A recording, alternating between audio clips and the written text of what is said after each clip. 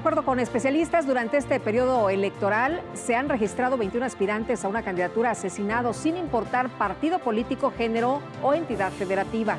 Sin embargo, el gobierno federal tiene un mecanismo de protección de candidatos en el que participan varios estados. También está a cargo de la seguridad de funcionarios e instalaciones relacionadas con las elecciones. Acompáñenos a conversar todos los detalles con Itzel Soto, analista de datos de la organización Data Cívica, aquí en Ruta ADN 40.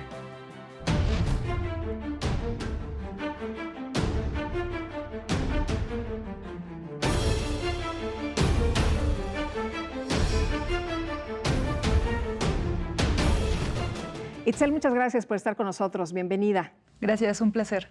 Itzel, violencia electoral es un tema que está presente, lo hemos estado dando a conocer porque ha habido ataques a algunos de los aspirantes y algunas personas que están metidas precisamente en estas campañas.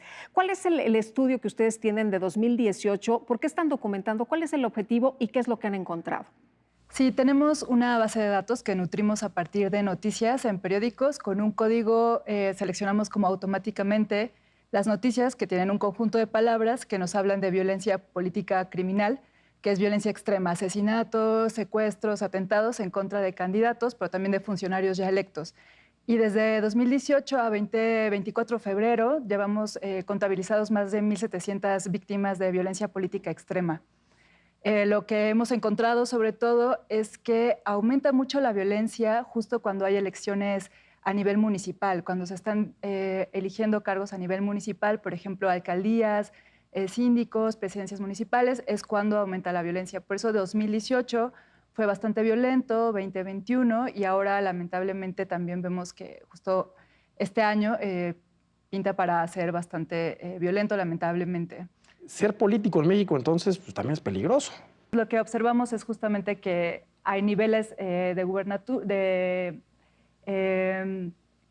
autoridades locales a nivel municipal, que es como por donde puede entrar más fácilmente el crimen organizado para decidir en la política. En el caso de los partidos políticos, ¿se ataca a algún partido en específico? ¿Se ataca a algún género en específico? ¿Hombres, mujeres?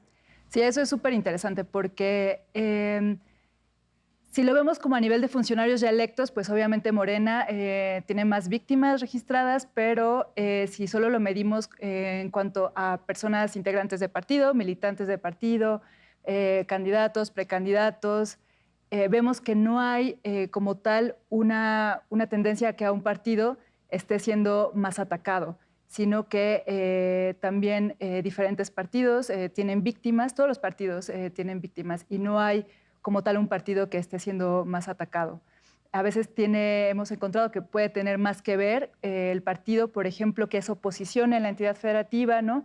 Cuando el partido que está a cargo de la entidad federativa es diferente a los partidos en los municipios, puede haber también mayor violencia. Entonces, pues no vemos un partido en específico que esté siendo atacado, sino es en general, es generalizado. ¿Y está absolutamente relacionado con el crimen organizado o también con los adversarios políticos? Porque en un país con tanta impunidad como México, sí, pues parece una solución fácil y muy cruel y muy negativa, pero para eliminar un adversario. Sí.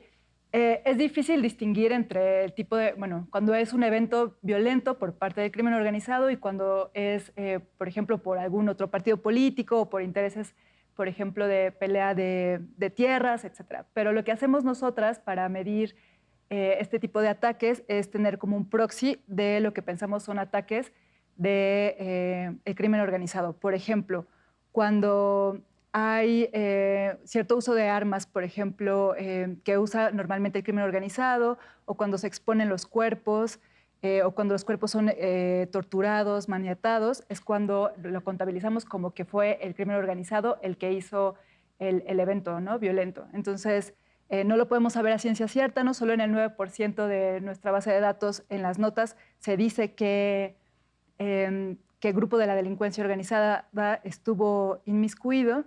En el resto no sabemos, pero nos aproximamos a medir solo las que ocurrieron por parte del grupo de grupos de la delincuencia organizada a través de decía en la nota, aparecen estas características de los eventos. Ustedes están documentando estos eventos desde 2018. ¿Qué pasaba antes? ¿Teníamos menos acciones, menos agresiones en contra de los políticos o de gente que está involucrada en la política? No, de hecho viene desde antes. Lo que sabemos, aunque no está en nuestra base de datos, pero con otras fuentes de datos, es que aumentó mucho la violencia a partir de la militarización en México, la violencia en general. Y con ello la violencia contra las mujeres también y contra las personas que se desempeñan en el ámbito político. Entonces, a partir de la llamada guerra contra el narco, aumenta la violencia en contra de personas del ámbito político y ha venido aumentando desde esos años. Entonces, este sexenio pues, no es diferente a los otros y sigue aumentando con este sexenio, este tipo de violencia política extrema que... Pero no nada más es esta violencia, es desapariciones, secuestros, amenazas, extorsión. Sí, en general el número de homicidios tuvo un estallido a partir de la militarización en México. Y decías un dato bien interesante, porque en México nos acordamos de los magnicidios políticos, nos acordamos de Colosio, hace no muchos años en Tamaulipas de Torre Cantú, pero ocurre entonces más a nivel municipal. Sí. No pensemos la violencia política extrema en México como magnicidios, sino lo que está ocurriendo día a día y que es muy preocupante en México son los asesinatos a cargos locales, municipales, como te decía, síndicos, tesoreros municipales que han sido asesinados. Y entonces, sobre todo, nosotras decimos que hay que fortalecer a las administraciones locales y a las policías municipales, porque es ahí en donde estamos viviendo el mayor número de violencia en México. Y un gran desincentivo, Lupita, porque pues, la mayoría de los políticos es donde empiezan, en los municipios, en los cargos locales. Y pues si ahora hay un riesgo de ese tamaño, pues ¿quién va a empezar? Sí, también son los lugares como pues, más abandonados, con menos recursos, ¿no? Más vulnerables para que entre el crimen organizado. ¿Hay regiones identificadas en el país? Sí, por ejemplo, de los últimos ataques que hemos visto en contra de precandidatos y personas integrantes de partidos desde que inició las campañas electorales a nivel federal, hemos visto que se concentran sobre todo en 4 entidades federativas, que son Guerrero, Michoacán y Chiapas y Morelos. Sobre todo en esas 4 entidades federativas han ocurrido la mayoría de los ataques en contra de personas relacionadas con las elecciones. Y Chiapas es un caso súper interesante porque los años anteriores en nuestra base nunca había ocupado un puesto, digamos, alto en cuanto al número de víctimas de esta violencia política, pero en 2023 ocupó uno de los primeros 5 lugares de número de muertes. O sea, algo cambió. Algo está pasando en Chiapas que es importante investigar porque está habiendo mucha violencia vinculado con la delincuencia organizada. Y muy interesante porque yo recuerdo en los años 90 Chiapas que los municipios que se regían por usos y costumbres es donde había unos catorrazos duros entre adversarios y había secuestros de familiares y muertos, pero no al nivel que vimos en el 23. No, ahora es grupos del crimen organizado en contra también de los precandidatos y precandidatas. Hablábamos del género. ¿Qué es lo que está pasando? Más mujeres están dentro de la política, pero ¿siguen siendo más los hombres victimados? Hay una diferencia en qué tipo de violencia viven las mujeres en comparación con los hombres. En nuestra base de datos, el 8 de cada 10 víctimas son hombres. Y las mujeres son sobre todo amenazadas, por ejemplo, que también es algo que medimos en la base, amenazas cuando hay una consecuencia tangible, por ejemplo, que una candidata se baje de la contienda, ¿no? Las mujeres están sobrerepresentadas en las amenazas, a diferencia de los hombres, ¿no? Y bueno, son 2 de cada 10 de las víctimas que hemos registrado, pero sí pensamos que ya no llegan a los puestos políticos y por eso están menos representadas, pero son más amenazadas, por ejemplo, que los hombres. ¿Y qué sucede después? Porque el homicidio es un delito local. A diferencia de otros delitos que son federales, aquí interviene la Fiscalía General a través de su Fiscalía especializada en delitos electorales, o se queda como un delito local que tienen que perseguir las fiscalías de los estados.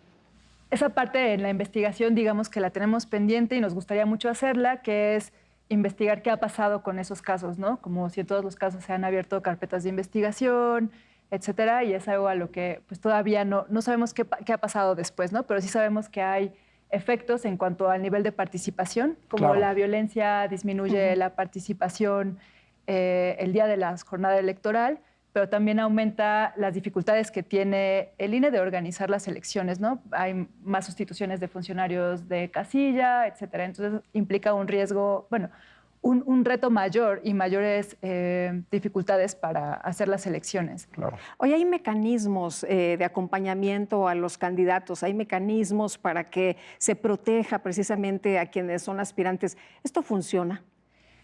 Creemos que el mecanismo que sacó el INE es insuficiente, sobre todo porque se enfoca mucho en candidatos a nivel gubernatura y federales, ¿no?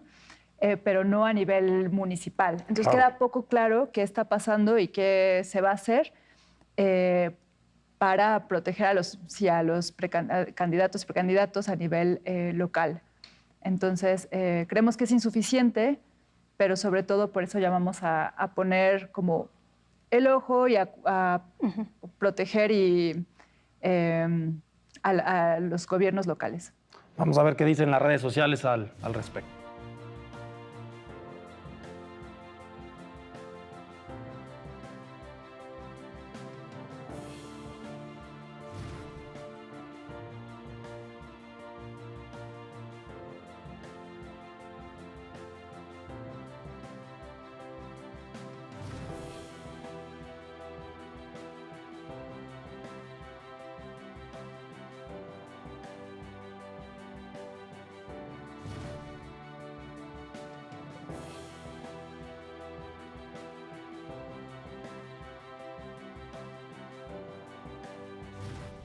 Itzel, son cifras que no se medían antes.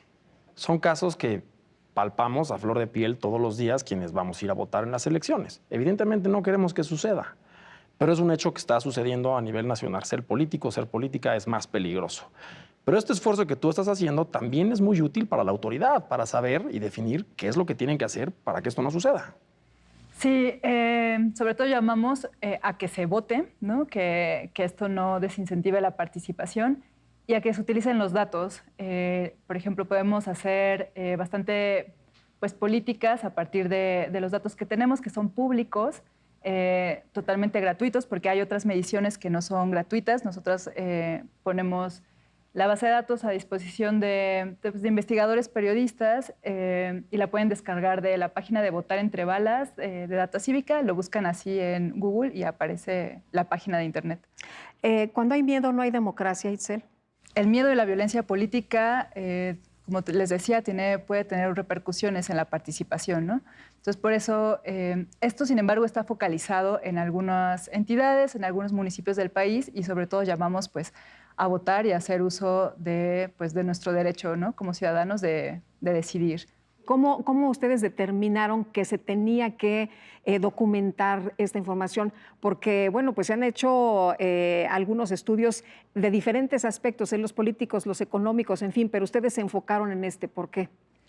Sí, en general, en Data Cívica hacemos investigación con datos sobre derechos humanos, ¿no? Entonces, todos los temas de violencia pues nos preocupan y la violencia política es una de ellas.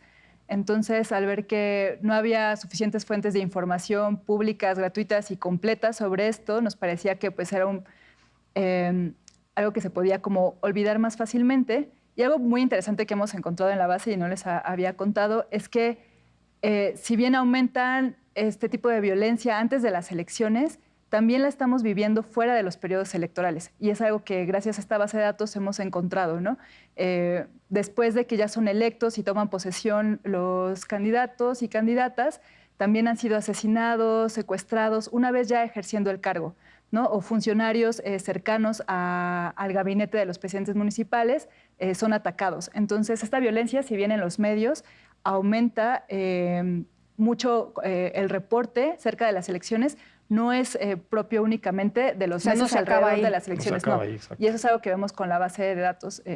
Fuera de las elecciones también sigue habiendo violencia política en México y sobre todo es a nivel municipal. Muy bien. Pues Itzel, muchas gracias por habernos acompañado. No, un gusto, un placer, gracias.